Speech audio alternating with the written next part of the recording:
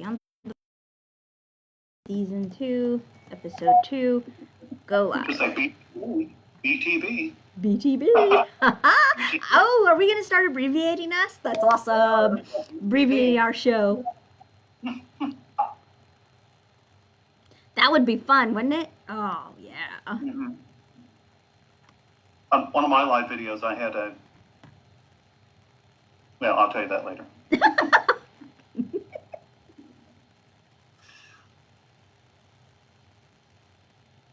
Okay, we should be live. Okay, let me see if my live notification pops up again.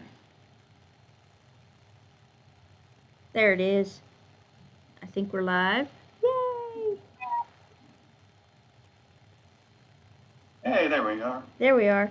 I'll turn up my volume here. Yep, I can hear us. That would be fun, wouldn't it? Yeah, I can hear, but... Sorry, we're having trouble playing this video. Why? Why is it doing that? It's just weird. I mean, I can hear us, but we are frozen on the screen. Yeah, and my Facebook Live thing says, sorry, we're having trouble. Oh, okay, now we're back. We are? Kind of. There it is. That's okay. Well, you know, we've had this issue with Facebook recently, too. We tried a discussion on Facebook the other day with Jason and I, and it was having these issues. And I don't know, it may be just our technology, or it may be Facebook. Well, it could be the OBS and doing that. I don't know why. Oh, wait, yeah, it's coming back. It's kind of, yeah. Oop. Yes? No? Maybe? So we may be kind of jerky. I think the audio is coming through, so we'll try to handle the video. We apologize for the tech issues. Yeah, I see it's moving now. So yeah. So let's just continue. Let's act like it's working. And okay. We'll just and if it stops, we're just having our own little conversation with ourselves, right?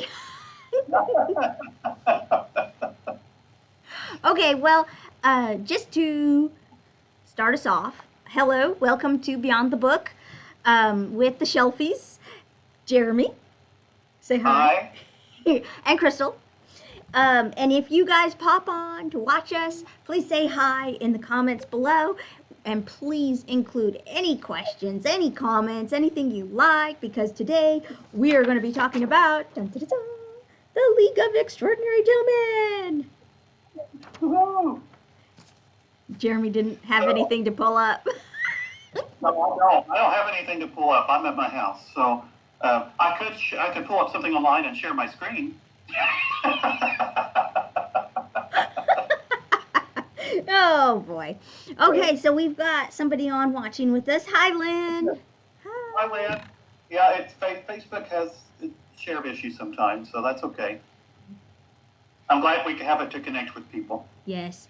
And hopefully it seems like it's going, because sorry, every time I'm looking over here, it's because I'm looking at my phone and the comments. Yeah. It seems like it's going, so I think we're good. Yay, excitement. Yeah, we're good. Okay, so we're going to be talking today, Jeremy and I, and anybody else who wishes to comment and include a conversation on with us. We're going to be talking about the League of Extraordinary Gentlemen. The comics, we're probably going to just talk about Volume 1 and the movie with Sean Connery. Yay, excitement abounds. So, yeah, it's, I have to, no comment. No comment? Okay. So funny. No comment. Like we're the paparazzi or something. Ma'am, what are you doing today? No comment. Yeah. No comment. Sorry, we're not the paparazzi. Don't worry. So, I keep talking to my phone. I'm like, oh my goodness. I read an article on the book and the movie, and they made a good point about these superhero movies and how they like the characters, but they tend not to keep the stories. Oh, yes. and they have to create a brand new story around him using the characters, and how that's the trend. And that was definitely the case with this. Oh, yeah. This movie. Yeah. And when I think about it, like Spider-Man and X-Men, they take all of the iconic characters, and sometimes it's good, sometimes it's not bad that they put a new story in there and weave a new story around them. Yeah. And it's just what this commentator said was the story of League of Extraordinary Gentlemen is what drives it. It's not the superheroes. Which they're not technically super. I mean. Well, yeah, they're not superheroes, but they on the thing it says it's a superhero movie, a superhero. Well, the movie, yes, but because pretty much everybody in the movie was kind of like superhero-ish. I mean, they had something. Yeah, especially you talk about, and I've learned not to compare a book and a movie. Very much. I've said that before that I enjoy each for what it is. But you talk about a departure from Alan Quartermain. What he is in the comic and who he is in the thing. I can understand the change though, because I couldn't imagine Sean Connery playing that comic book character. Oh, I know. I don't think he would have even taken the role if the character was like the comic book in the movie. Right. If he was the same way like that. I was I didn't have time to go back and like read the original Alan Quartermain, I did go back and watch some of the movies, the fun ones, and I'm like, well, Alan Quartermain had a lot more, courage and and he wasn't just some. But then again, the pre-story. I don't know if when you were reading the comics, in Volume 1, there was a pre-story of Alan Quartermain and why he was doped up in the opium over in, where did they find him? Cairo. Yeah. I remember that, yeah. And so yeah, he had his merits. I'm not saying he wasn't a character or wasn't good. It's just, the Sean Connery character is right from the beginning a bad, action hero, basically. Yeah. And, in the comic, the comment that Wilhelmina makes is, he just seems as useless as, and that comment was never in the movie. In the movie, no, it was not made in the movie. And the interesting thing was when I first read the comic, I was like, what on earth is Alan Quartermain doing? He seems like a totally. But then I couldn't understand it. I'm like, good gravy, this guy's such a, And then I found the prequel story about what had happened, and then I was like, okay, I get it to a certain degree now. Why he's just so and doped up on drugs. And in the movie, they kind of had that, why he was retired, or he didn't have the need to respond to Her Majesty's service. Right. Again, with taking his son-in-law in the movie had gone out with him, or he called him his son. But well, he fallen in love, and he buried all his, wives and children and son-in-law or whoever. But anyway, so he was very, oh gosh, what's that term? It's well, anyway, I can't think of the term. Are we talking the comic book one or the movie one? The movie. He was very callous. There you go. Callous. Yeah, he'd become callous. Yeah. Callous and kind of bitter. Bitter. Mm-hmm. Yeah. And then, of course, in the comic book, he was more just like trying to forget. So he was using the drugs to forget and everything. Right. Mm-hmm. But although he was a little bit bitter. Yeah, he was. Yeah. He was a bit bitter. So in the comic book. I have some qualities. It's just, the action hero Quartermain. Yeah. It's not what's in the comic. So, but I thought they picked a good actor to play because the image in the comic, kind of looked like Sean, right? Yeah. It does, yes. I keep looking at the front cover. I printed this off because I thought we would talk a little bit about the front cover of the comics, because there's so much in the comic that there's like a little blurb of this, and you're like, oh my gosh, wait a minute, isn't that H.G. Wells's the first man on the moon or in the moon, or and and there's just so many, and I think that's why I remembered. That's what I remembered the most when I first read the comics, was how much literary tidbits that kept popping up of everybody and everything. And yeah, I love all the literary references and the characters. So cool. And they did a good job in the movie, although they did.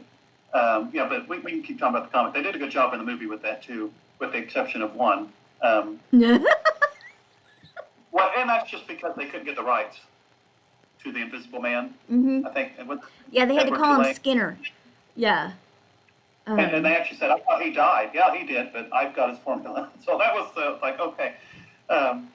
Yeah. That was because they couldn't get the rights. Yeah, that was interesting. When I first watched the movie, I kept going, wait, wasn't the Invisible Man's name, what was it? It's not Skinner. No. It was Edward Tulane, I thought. Mm-hmm. It's an Edward. Yeah. Oh, Griffin? I thought it was a Griffin. Okay, it's Griffin. Yeah. Something Griffin. Something Griffin. I always remembered Griffin, but anyway. I actually was tempted to go back, and of course at the time we were originally going to be doing this, but we got postponed. At the time I didn't have enough time to go back because I wanted to read like Alan Quartermain and Jekyll and Hyde and the Invisible Man and oh my goodness, Thousand League Under the Seas. I didn't really want to go back and read Dracula though. I never really enjoyed Dracula. Yeah. Not really, yeah. I thought he has this place in history, mm-hmm. Fighting, that kind of gothic horror stuff, and it was well used. We still don't have any comments. Anybody else watching? Anybody else commenting? It's so funny. That's okay though, because Jeremy and I, we can talk forever on this. I mean, there's so many good stuff in here. Oh my goodness. Okay, now, in the movie, they don't have the character Campion. Right. And I really, I mean, in the comic book, I enjoyed it because, I'm like, wait a minute, Bond, James Bond. No, but it wasn't James Bond. It was his grandfather or great-grandfather. Well, it was, I'm trying to pull up my notes here.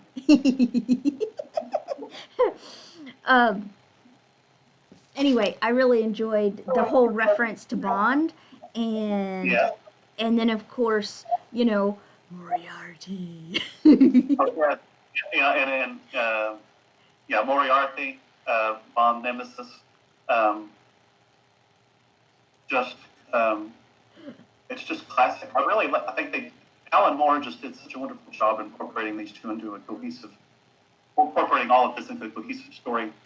And I think he had fun. I mean, it just looks like he had fun doing this. I mean, like, let's throw this guy in and this guy, and let's do this with that guy, and Yeah. That he, when it said Mr. Bond, I was fixing to say James Bond. And I was like, okay, no, he's a little more modern, I think. But I find it interesting that when Alan wrote the very first volume, he was already thinking of the future. Because the next volumes that he wanted to do was, of course, jumping into the future and getting up to like the 90s, and because I think volume 3 it starts in the 60s. I think they time travel, or it just jumps. The story plot just jumps to the 60s. It kind of does a backstory. It goes back to the history of some of the characters. And, yeah. And so to kind of. So it's been a while since I read these originally, and I read volume 1 and 2 on Hoopla, which was it's interesting. On Hoopla has volumes 1 through 4 on there, and it's interesting because Hoopla, when you do it, it has this neat way of focusing in on all the panes. So when you swipe, it goes, and it goes to. I'm like, that's pretty cool. So I really kind of enjoyed reading it on Hoopla. That was, it was just, it was kind of almost watching like a comic book movie, except I had to read it, of course. But that's cool. Because I just got the omnibus, big version. It had volumes 1 and 2 in it, and then I got volume 3. And I'm like, no, we're just gonna keep with volumes 1, probably mostly, with maybe a slight reference to volume 2. So I didn't really, but I did flip back through a little bit of like the next volumes. And which volume was it? He has Emmett Brown, Dr. Emmett Brown from Back to the Future. Tiny character. I mean, like, it was barely a blip. And I can't remember which one. Oh man, I loved that. I was like, oh my gosh. Yeah, I love all the references. He does such a good job with all these literary and I guess pop culture references. And I guess Victorian, they were the pop culture of that day. Whereas the Dracula and oh gosh, the names are going. Well, okay, so Mina, which is from, huh? A lot of characters. A lot of characters. I know, my goodness. Just trying to keep up with the main ones. Sometimes it's like, wait a minute, where was he from again? Oh yeah, that's right. Right. Like Campion, I don't think Campion was from anything other than the fact that he's from Bond, James Bond. He just created him as his great grandfather or something. And then I love the whole H.G. Wells reference to the, was it the first man in the moon or was it the first man on the moon? I think it was in the moon, wasn't it? And the Cavorite or Cavorite, am I saying that right? What they're all after in volume 1, which was from the book, and the reference to the crazy professor or something. Yeah. So just there's so many references. There's so many great references. If I can kind of, what did you think of the character portrayals, aside from Quartermain, in the movie, based on the comic? Okay, based on the comic. So I was actually going to mention that to you because, like, we've talked about Alan. So now Mina, okay? Now, of course, Mina's the wife who, in Dracula, they go to, they try to kill Dracula. And he bites her, doesn't he? I'm pretty sure he does bite her. But I can't remember, in the book, she doesn't fully turn. They're able to bring her back. So she's not fully a vampire. Now, of course, in the movie... Time and all that stuff, so. You what? Which gives her some advantages. Gives her... Yeah. And it was like what was it, a couple of months, 6 months or something, and then she was back to, she got all the vampire blood out of her. Mm-hmm. And then, and so then she was back to normal. And of course, that's in the comics. So then the movie, in the movie, she's full on vampire. Yeah. So, yeah, they really make her, they really go all out with her in the movie. In the movie. And I find it interesting, which of course, they were doing a lot of satirical. Satirical,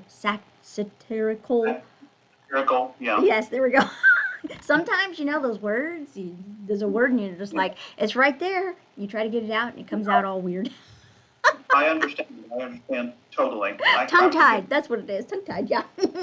Anyway, Yeah. I find it interesting that she's the one approached by Campion, I believe, which is originally M, which is Moriarty technically, to create the League. And so she's supposedly in charge of it, but she's a woman, and this is Victorian era London. And so she's getting all kinds of opposition about being the leader, being the head of this league, and from everybody, the men and even the people that they're fighting. They're like, "You're a woman. What do you think you're doing?" And of course, she has a lot of opposition in the comics. In the movie, not so much. And I find it interesting that it was originally Alan approached to create the League. So they totally don't even mess with the whole woman's rights or, the woman is in charge kind of a situation in the movie. They're just like, they set that aside. We're not going to go there. But, Alan, mentions it a little bit. I've taken a lot of women off, on expeditions, and that proved the best distraction was that. And and so when she reveals, of course, what she is, but it's like, and she says, it's just like you to think I need your help. And she turns around and bites the, thing. So the bad guy. I enjoyed that, I have to admit. Like, haha, you think I'm just a woman? Yeah. So anyway, any of our viewers, please comment on what you think and what's your favorite character, literary character, because these were all literary characters. It's so fun. It's so fun. And, your movie or your book or the comic, whichever one. Yeah. Get in on the convo here. What do you think about Dorian's portrayal? Okay, so Dorian, when did he show up in the comics? What volume was he? He was later. He was much later. He wasn't even in volume 3, was he? I think he was like volume 4 or something. I'm trying to get. Yeah, he has a larger role in the movie. He doesn't. He doesn't have a big role. I feel like they kind of took the Dorian Gray character and put the whole situation with Jekyll and Hyde and the Invisible Man from the comics. That situation. You remember when the Invisible Man in the comic book turns out to actually be the inside bad guy? Right. Yeah. And he tries to get was it Hyde or Jekyll, or was it both? Did he try to get both of them to turn with him? I can't remember now. I think so. I think it's both of them. Yeah, because it's one guy, but he's, he changes characters. But anyway, and I don't know. I don't think he tried to get Mina, and I don't think he tried to get Captain Nemo, or did he actually try Nemo at one point to turn? I don't. Anyway, it doesn't matter. It doesn't matter. I find it interesting, though, that they took that whole scenario, because at one point, and I think it was Hyde who thought a little bit about it, or was kind of like, I don't really want to do this. I'm like, and so they took the whole bad guy scenario of those two, mostly the Invisible Man, and turned it into Dorian. And they made the Invisible Man a nice guy in the movie. Yeah, so they changed the mole because, and I think they did that because people knew that they read the comic. So everybody was going to be expecting the Invisible Man to be the bad guy. Right. So and that's part of that, taking the characters and making the own story. Which to me, I enjoyed that. I thought the movie was good. I enjoyed the movie. Oh yeah.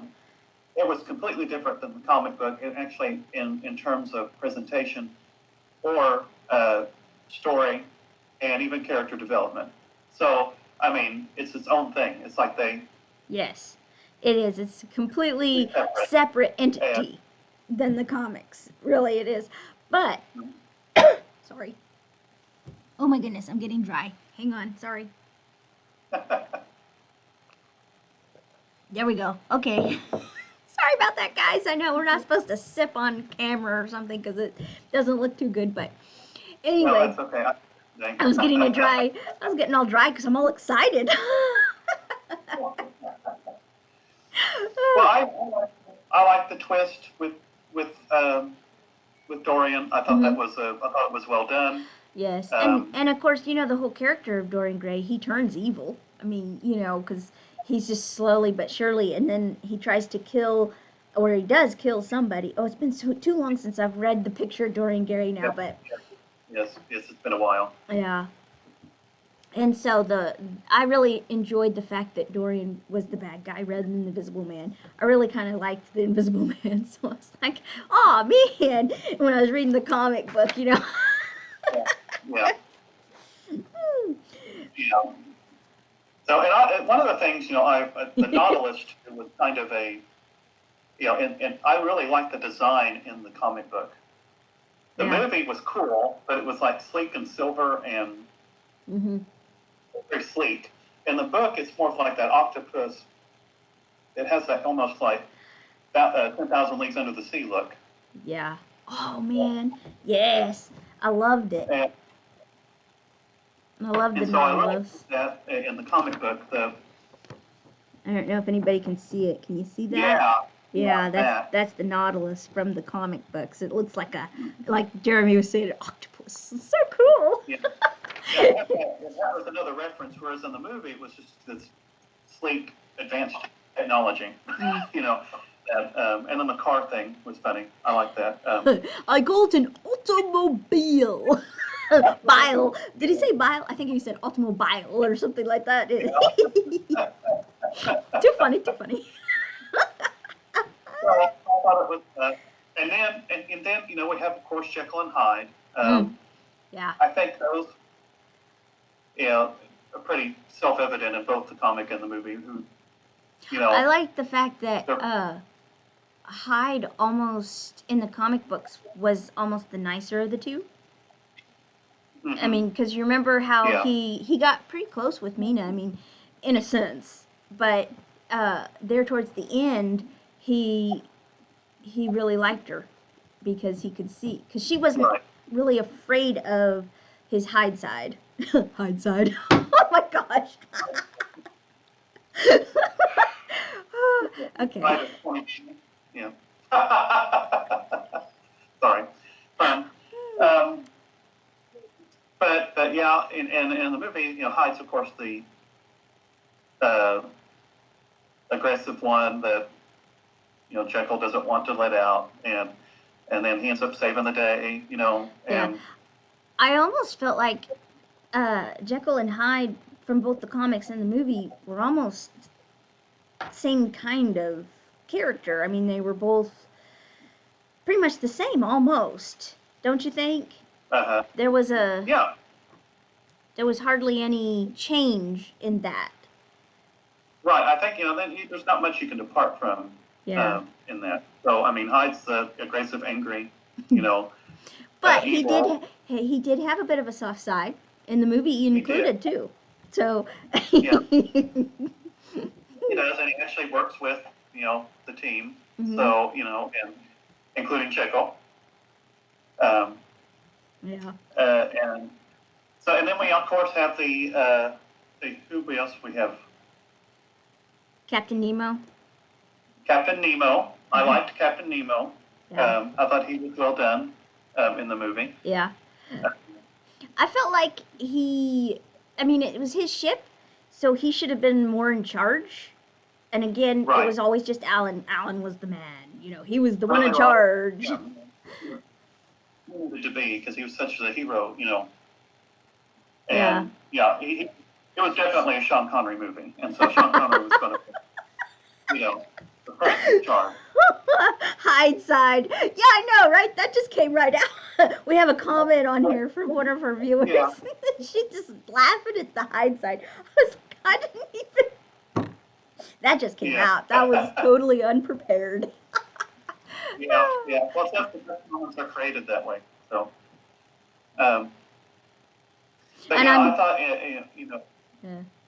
I thought Captain Nemo was he seemed a little less in charge. Although I mean he seemed in charge of the ship itself. Yeah. It just seems like the group, not so Ooh, much. I love the fact that Ishmael was there. Call me Ishmael. Okay, and we have to see. Oh yeah. Oh, Okay, we have to see if anybody can guess where Ishmael is from. What literary book?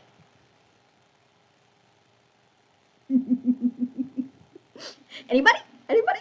well, A hint, we're a hint, little hint. behind, in the live feed, we're a little behind, so we'll give just Oh, yes. few, a couple. So, but yeah, I think that's a good question. What literary? Call me Ishmael. Oh my gosh. Yeah, that was too much fun. Yeah. So then, of course, that made me want to go back and watch and read Moby Dick. Oh, I still. Oh, what a bummer. I gave it away. Well, anyway, I was trying to say it too. I was trying not to say it too. I know, it's my fault. Maybe someone will guess it before it appears. I know. No, it doesn't look like it. Well, Moby Dick, if you didn't catch that. So, yeah. Call me Ishmael. Yeah. Which is interesting because, he wasn't a very major character in that one. But he was the major character because he was the narrator, right? Wasn't Ishmael the narrator? Yeah. Yeah. The Bible. That's a good comment. That's a good one. That's a good guess. Bible. I don't know if he says "call me Ishmael" in the in the Bible.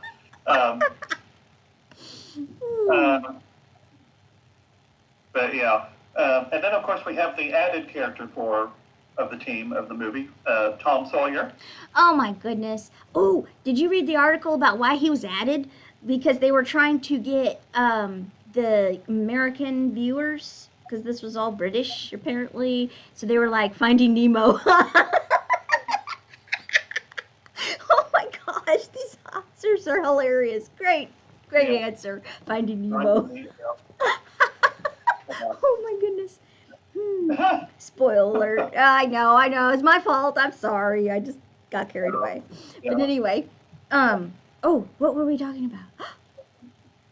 Uh-oh. It'll come back. It'll come back.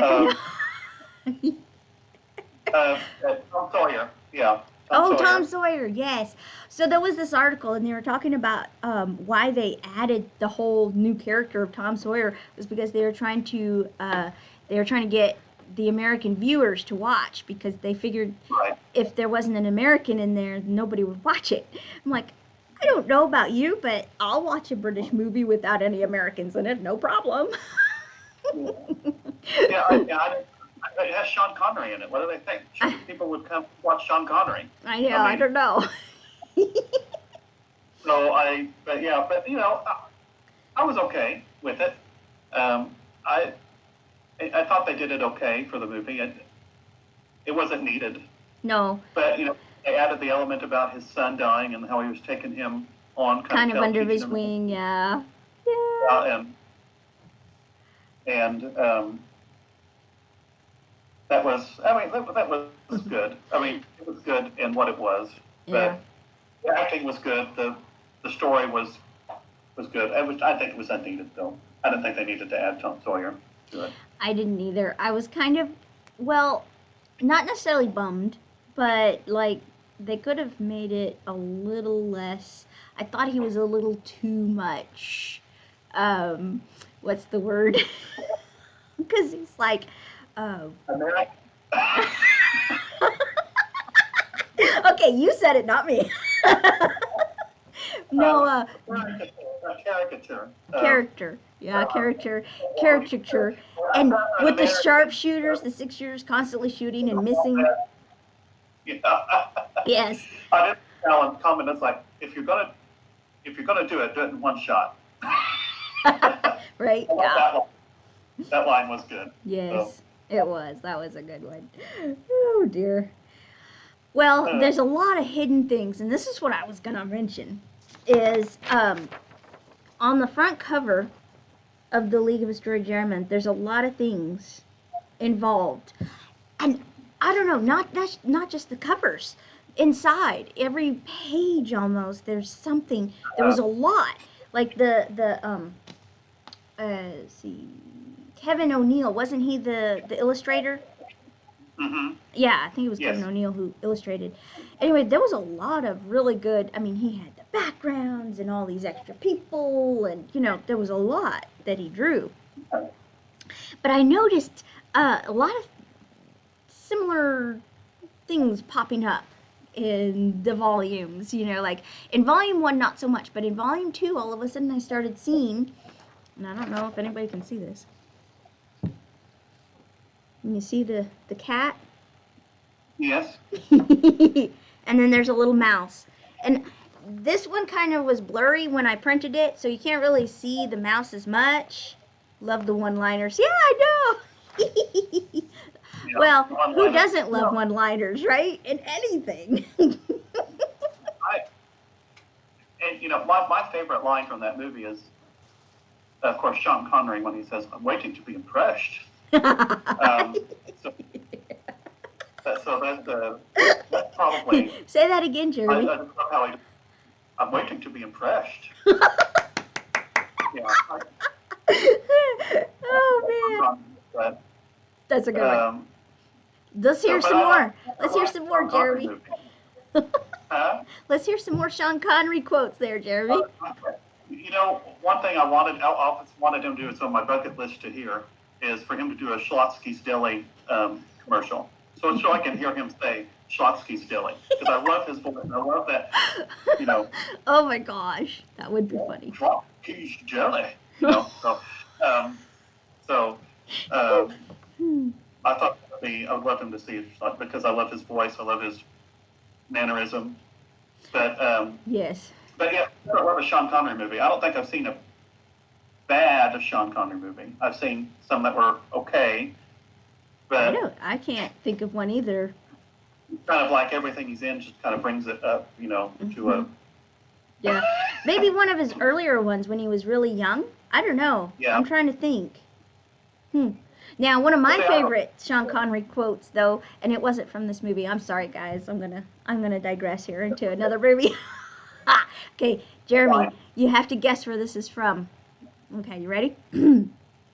Ryan, some things in here don't react well to bullets.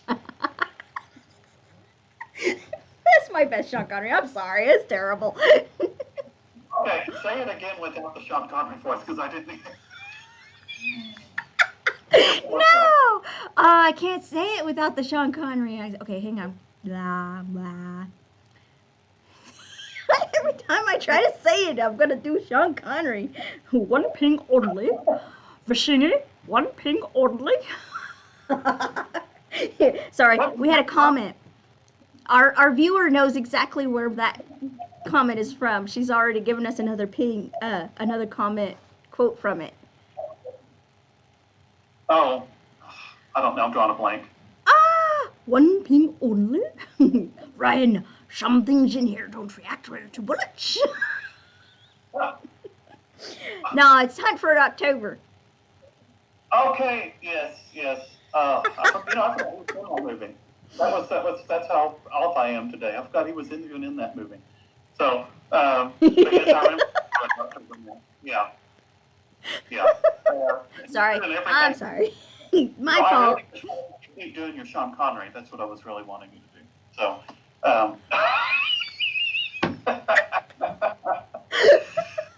Oh dear. Oh man. Oh. But he was the voice of Draco and Dragonheart, and all that stuff yes. too. And I thought that was. Because his voice is excellent. He needs to do more voiceovers. But anyway, so Jeremy, did you notice? I don't know if you did or not.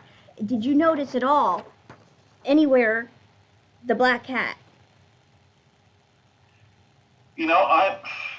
I'm going to say no because I wasn't looking for it. No. No, I started looking for it. I think halfway through the second volume, and then I went back and I reread the first volume, mainly just looking to see what am I missing here, and I kept seeing all these little things. not only the cat chasing the mouse, almost every it was in volume 1 maybe twice, and in volume 2 it was like almost on every other page there was a cat somewhere chasing a mouse or something. And I kept going, okay, what is this in reference to? I looked it up, I googled it, I tried to find out. The only other explanation is that along in volume 4, or I don't know, there's a character named the Black Cat, but I don't know if that was what they were referencing or not, but I just loved it. I was like, look, there's a kitty cat everywhere. I'm sorry, guys, I love cats, so. Yeah, that's okay. Yeah, it's just a reference of a game, like a game of cat and mouse. You know? Yes, that's true. That's a good one, Jeremy. Yeah, cat and mouse. Because yeah, they I'll are. have to look at it for all those references now to see. I know, right? And I like that. I like that idea of it's just a game of cat and mouse, because not only is it a game of cat and mouse with the storyline, but every character has some sort of cat and mouse situation going on in their life, or with a friend, or a coworker, you know, extra leader. So anyway. And when you're looking through, does the cat ever catch the mouse? Yes! There's this one scene where it's got there's one scene where on the tail, paw on the tail, you know, caught it. And then the next page you turn and they're walking away and the cat has it in its mouth and it's walking away. Oh. And that was at the end of volume 2, I believe, because they thought that they had gotten it or something. Which I love volume 2 in the sense of the storyline being the War of the Worlds. Yes. There was a lot of volume 2 that I was kind of like going, blah, blah. But I just loved the War of the Worlds idea. And did you read that one bit where Captain Nemo goes, it's not the problem, there's just Londoners. Yes, I remember that line, yes. Oh my gosh. Didn't you say something like that in the movie? Yes, there was, but it was in, not Paris, Italy? No. Where was it where they bombed? They set the bombs off. Venice. Huh? Venice. Venice. I think it yes. was, yeah. Oh my gosh. It's underwater. I should have remembered Venice. Oh gosh. Yeah, they're just Venetians or something. Isn't that how he put it? I think that, yeah.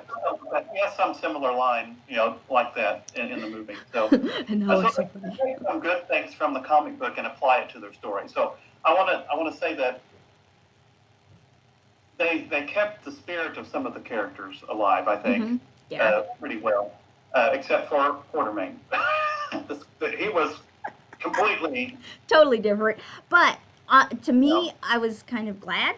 I liked the movie Alan Quartermain character better than the comic book Alan Quartermain, in a way. I mean... Yeah. You might hear a sound. My wife and daughter are coming home, so they are up for a drive. Since we have to stay here for right now, they just were driving around in the car, so yeah. No drive. So, but I guess we're kind of almost. We should probably. Oh, I know. Yeah, I guess we are. Why don't we? Do you want to mention the author talk tomorrow? I think it's tomorrow night with Christopher Paolini or Paolini. Yeah, Paolini, I believe. Paolini. Yeah. Oh my goodness. I'm always getting names wrong. I'm sorry. It will be the invite. It's a Zoom meeting, but there's an invite going to be, I think, today. Isn't that what he said? Yeah. James is going to post it on our Facebook pages, and it is registration is required, and there's only 300 seats. And I think, are they going to broadcast it on the Facebook pages, or? I think so. Yes.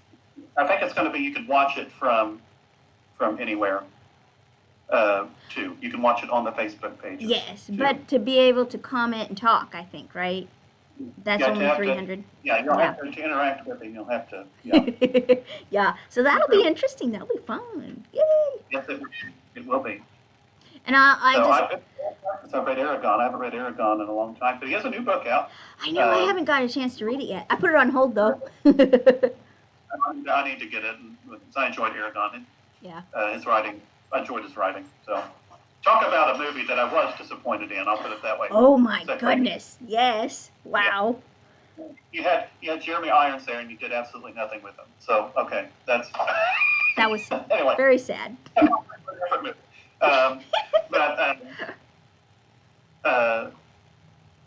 But yes, I did enjoy Aragon. I'm looking forward to seeing that. Mhm. Yeah, that'll be good. So, well, anyway, I know that, well, we did kind of start late because, like, we tried to start and then it ended, so then we started again. So, technically, we're not really doing too bad on time, but we will end it up here. Jeremy, do you have anything else that you wanted to add about the League of Extraordinary Gentlemen? I will say, if you've seen the movie and have not read the comic, be prepared for the comic. The comic is way more adult. Yes. It is an outdoor comic, and there are scenes in it that are adult. Yes. They had a semi-adult scene in the movie. It's just a line when, but that was as racy as it got in the movie. Right. Yeah. The comic is a lot more dark and. It is an adult comic, that's for sure. Yeah. A lot of the darkness is more of that, like I mentioned earlier, satirical. They were making fun of a lot of things, right. And I think part of the element of it being so dark was more, they were just making fun of stuff and a lot of things. And yes, we definitely, we were like, we're going to keep this PG. We're not going to show images from the comics. No. But anyway. Even the thing with the comic, even if you don't like those things, you can kind of, Yeah. Oh, yeah. When I first read it years ago, I don't even remember. I went to reread it now. What I remembered, what I took from them, was the whole literary element. All these characters from all these different books are getting together and they're fighting crime and whatnot, and I'm just like, this is so fun. It's not like overloaded with adult scenes. It's not like every page you see something happening. Right. Yeah. So I think they did well with what they used, but it is an adult comic. So that's my only comment. And I really good at separating the two. I really enjoyed them, and I really enjoyed the comic book. Yes. So I think either way, if you don't try to compare and contrast too much, you'll enjoy both of them. And if any of our viewers are interested and they haven't read the comics, I would love to know how many times you guys catch the cat. Yes. How many times do you see that cat? I was actually thinking about going back and counting. Not even noticed the cat and the mouse. So yeah, yeah, I noticed that the cat and the mouse popped up a lot more than dogs. There was some scenes with dogs in them too, but I was like, okay, this cat and mouse is on the front cover.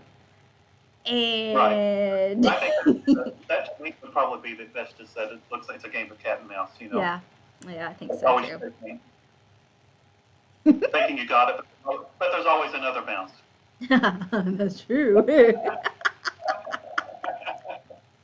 So. All right, well, I will go ahead and I'm going to go ahead and pop over to the end now. We're going to end this soon and very soon.